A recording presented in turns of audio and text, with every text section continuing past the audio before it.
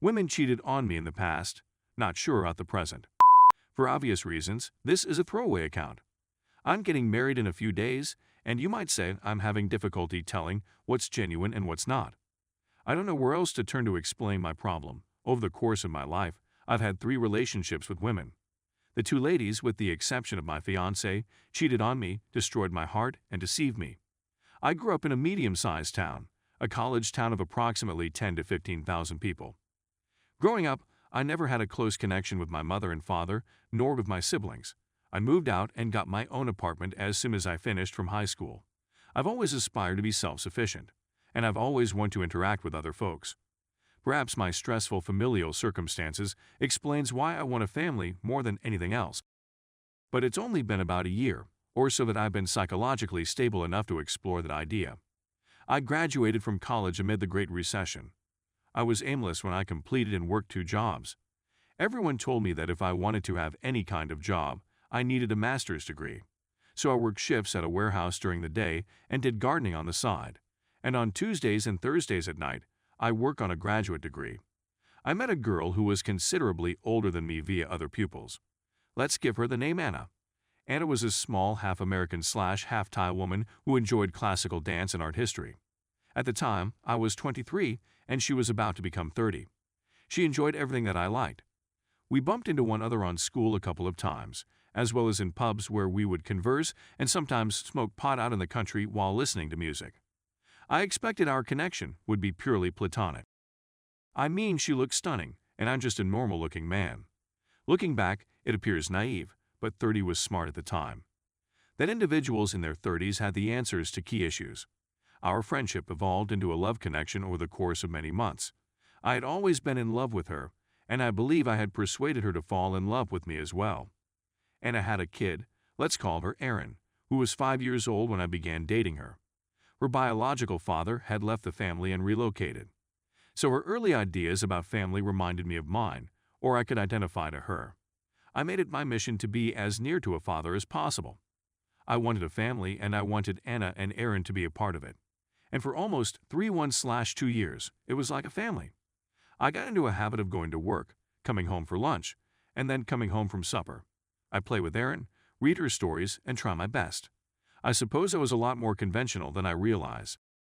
I told Anna it was okay if she remained at home and that I could work my 2 jobs while finishing school. We would sometimes plan our futures and the nice things that would come in bed.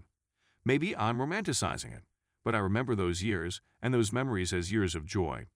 Anna and I still drink, smoke, and have a good time together. We had conflicts and disagreements, just like any other marriage, and we had good and terrible days. So as I already said, my life was excellent. And then there was Evan, my neighbor across the street, who came in and out of our home since we had an open-door policy. We kept some joints packed up in an old cigar box, so Evan could simply come in and help himself whenever he felt like it. And Anna and I had an open invitation to his house. If we wanted wine or peanut butter, we could just stroll over there and get some. So one day during my lunch break, I received a text from Evan saying he was about to open the front door when he saw Anna and one of my best friends kissing. Evan said that they did not notice him. Let's call him John, since he was the person she was kissing. John was small and not very handsome, but he hailed from an affluent family and was about to complete his medical degree. He didn't reside in town, but rather in a much bigger metropolis around 2 hours away.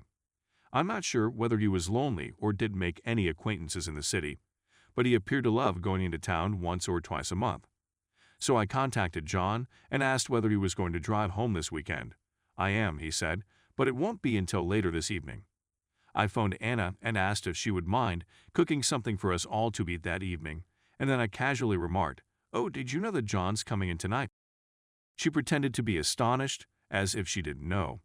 I was about an hour away now, and it was common for me to not get home until 7 or 8 o'clock at night. I informed the warehouse supervisor that I needed to depart early due to a family emergency. On the way home, I weighed the possibility that Evan, who isn't the most dependable or sober guy I know, had made an honest mistake. Then I texted, "Is there another vehicle in the driveway besides Anna's?" I described the appearance of John's automobile. Actually, Evan texted me back that no, Anna's vehicle is the only one in the driveway. I was scared at first, but as I got closer to the home, I laughed, Thinking Evan must have been high or maybe seen something, I receive a call from Evan around 7 miles away, and he informs me that the automobile type and model I described was parked on the opposite side of the street, which Evan would have spotted from the angle of his front yard. I emailed John and Anna that I could be running late this evening and that they should start supper without me if I don't return before dark. "Yeah, I'll probably be getting in just a little bit before you," John replied back. Anna responded via text, saying, "That's fantastic, I'm just tidying up the home." Evan and I approached from behind. When I opened the door, the two of them bolted. Everyone was yelling. I attempted to hit John, but I missed. He clocked me, and I went down after hitting my head on the wall. Evan pursued John and brutally beat him up in my driveway. Soon after, the cops arrived and arrested Evan. I felt awful since. I didn't have the funds to bail him out at the time, so I apologized to him the following day. "Don't worry about it," he said. It came out that John and Anna had been messaging and contacting each other while I was at work for many months. I assumed she believed he was a better long-term bet, monetarily speaking. We split up. We both relocated. She moved in with John, and I believe their relationship lasted just a few months. It probably took me a year to really recover from the betrayal, lying, and dishonesty. I eventually returned to my hometown and began dating Alex, a girl I'd known since high school. In actuality, I was far more in love with her than she was with me. We dated for approximately 2 years before moving in together for about a year. She eventually received a job offer in Colorado. She'd be earning almost twice as much as she was where we lived. In any case, Alex broke the connection by claiming, "I don't believe our relationship is viable with us, living so far apart." I told her I may be able to find work there, but she said no since she wanted to start again. You recall Evan from earlier. The man I trusted and believed was a close friend. Well, around a year ago, I discovered a lot about him. I ran across a common friend, the man who used to sell pot to Evan and me while drinking at a pub. The anecdote of Evan being arrested came up at some point throughout the talk, and we had a nice chuckle over it.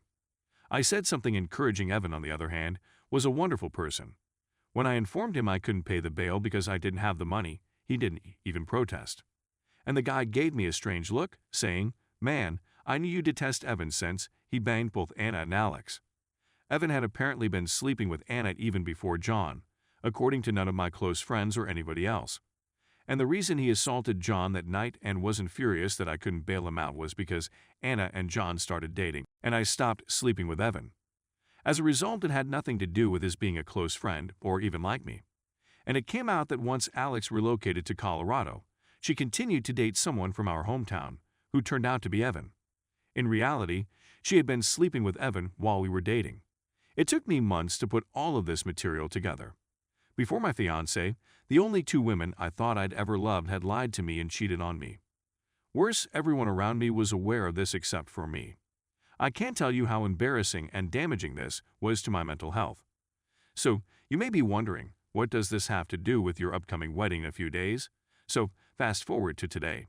Who do I see at the wedding rehearsal dinner? Evan. He arrived with my fiancé's co-worker's pal. She turns out to know Evan. They all work at the same bank. However, my wife and Evan are at different branches that are roughly 30 miles away. Maybe this seems paranoid, but I know what you're thinking.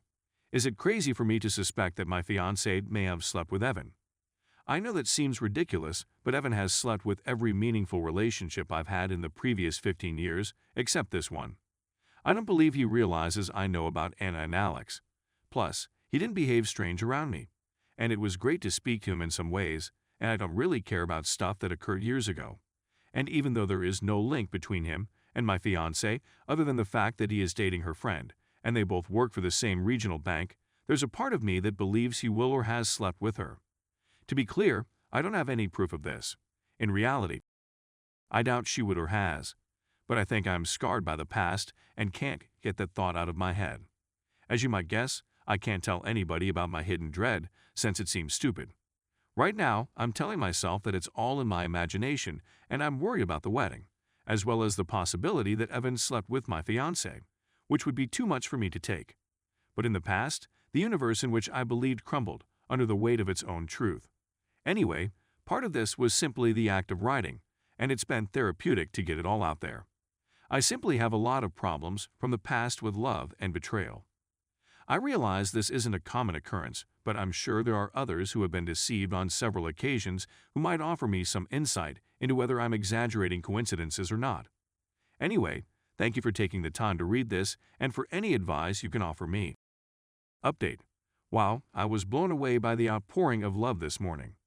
I wasn't expecting that many responses. To be honest, I didn't expect to see any remarks. Thank you really lot.